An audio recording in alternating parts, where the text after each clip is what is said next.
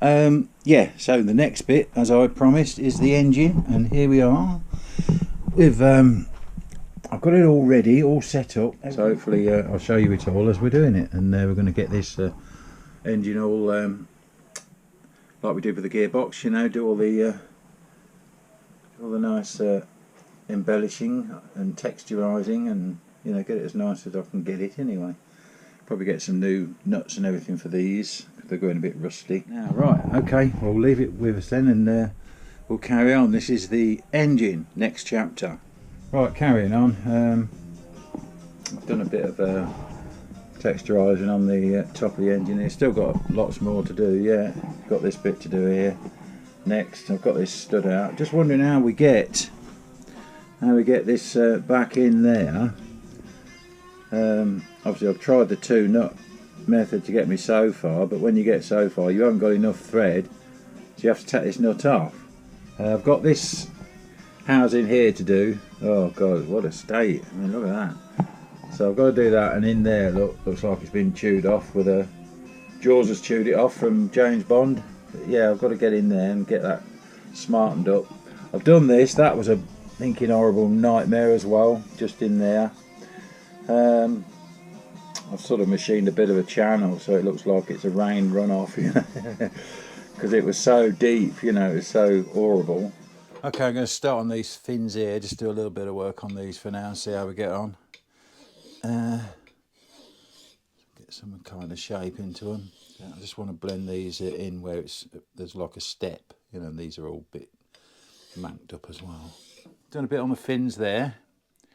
What I did, used a file to flatten off the tops of the fins and the sides a bit, just to get all the main rough bit off, and then use one of these Dremel polishing discs or mops or whatever they are. I can't get rid of that dent, and I don't want to go too deep to try and get rid of it. I'm not sure how thick the casings are here, so I just don't want to risk it. I'm going to leave these fins at the front here until I take this casing off. Then I'm going to tape it all up, make sure nothing goes inside there. But I don't want to take it off now and keep taking it off and putting it back on again, so I'll do all that at the end.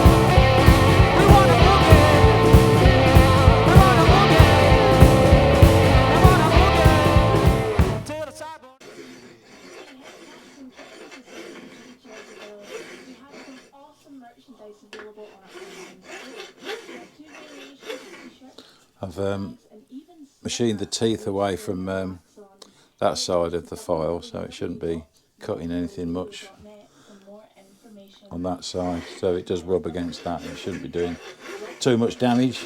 Yeah, so I'm just trying to get this line back in here, so that doesn't look too bad. I say there's a big bit missing out of it there, and I don't know what I'm going to do about that.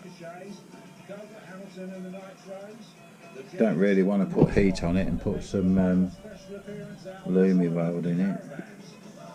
It'll just make the best of a bad job. We'll see. See what happens when we get to near the end. So this is coming out anyway. I'm getting rid of that. Obviously I've got to finish all the curvature off and everything. So there's a bit missing there which don't quite line up on the casting either, on that face, but I don't want to go into that. Right, well, it's the next day. Had a few visitors yesterday, so I didn't get too much done, but as you can see, I've done that bit, and I've done most of the cleaning up around here. It's still not perfect, but I think it'll do considering how bad it was. Yeah, so I've put a bit of rough and buff. I've done all this, done the back, bit of rub and buff on it, which some has washed off at the moment, has it? Could be because I've been putting brake clean in this hole. This is the next problem. This stud didn't want to know when I tried to put it back in. It was locking up halfway, and obviously this is it's a cycle thread, so it's quite a rare thing, you know, to get a tap for it. I don't think you can get a long tap for it, so I couldn't chase the thread out even. I could see by putting a torch in it that I could see about halfway down there was like a bit of excess aluminium or something. You know, it's obviously stripped it or something, and I reckon it must have been when I was taking the stud out with the stud extractors, because this thing here, it's tapered, you see, and I think it might have been hitting that and sending it a bit skew, taking it out, putting it in and stuff. And anyway, I think I fixed it.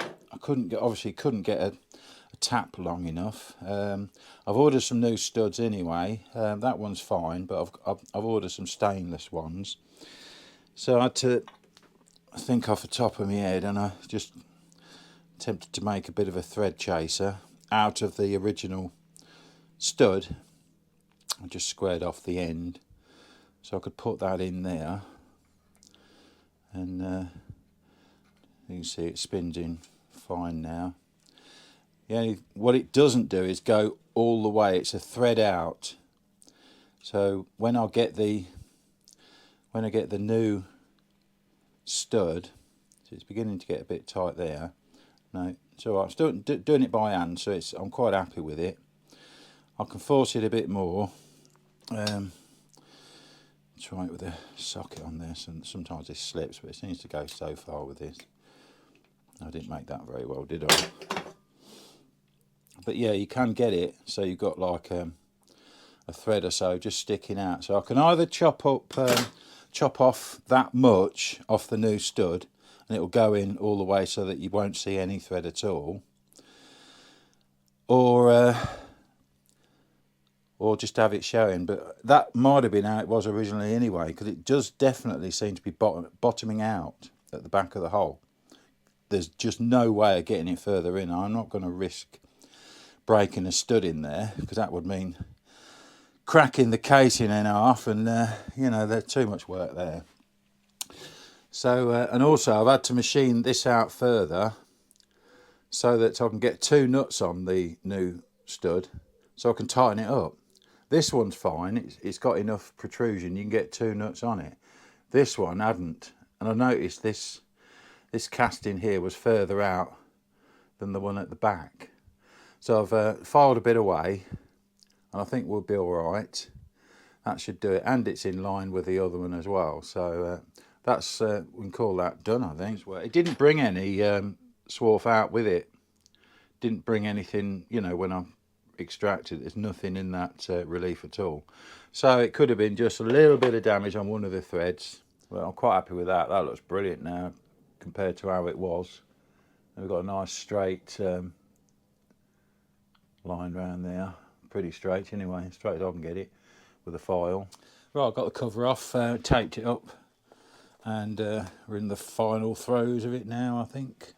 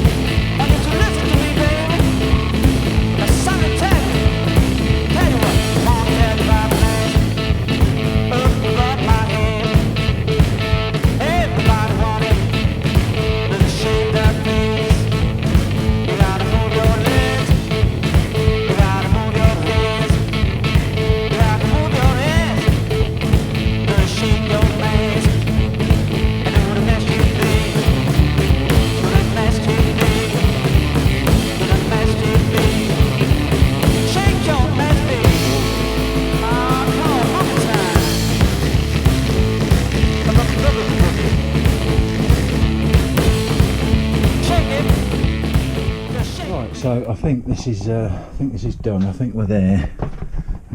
Basically, I've done all the grinding and the die grinding and the shaping and everything that I want to do. I mean, it's not absolutely perfect, as you can see, but it's way better than it was. I've just test fitted one of these studs, and it goes right up to the shoulder inside. I don't know whether would you benefit from being higher. Let me have a look. Let's wind you up. I'm good at winding people up. There we go. I know this is a bit of a sin, but I am going to put a bit of aluminium anti-seize on this. Not that much, but just to help it along really. It won't rust anyway, so I don't really need to do this, but it just helps it, don't it? Just helps it a bit. And I don't think there's any torque settings for these anyway that we have to worry about. So if I put that in there, I mean, it's amazing how well it went in actually. I've not got the nuts yet. I've ordered some new stainless nuts, but I got them off eBay because they were way cheaper. But yeah, that's going in lovely. And I say we didn't have to worry about the thread showing because can you see? Didn't have to worry about the thread showing because it's the shank's gone all the way to the end, so that's good. Of course, the anti-seize will stop any galling anyway, but you should always, if you've got stainless on stainless, don't drill them up, you know, do them up by hand if anything, but I don't think that is. I think that's M8. So that's no good, that's going in the bin. So for now, we'll have to call it a day, ain't we? All right. Thanks for watching. See you next time. Bye-bye.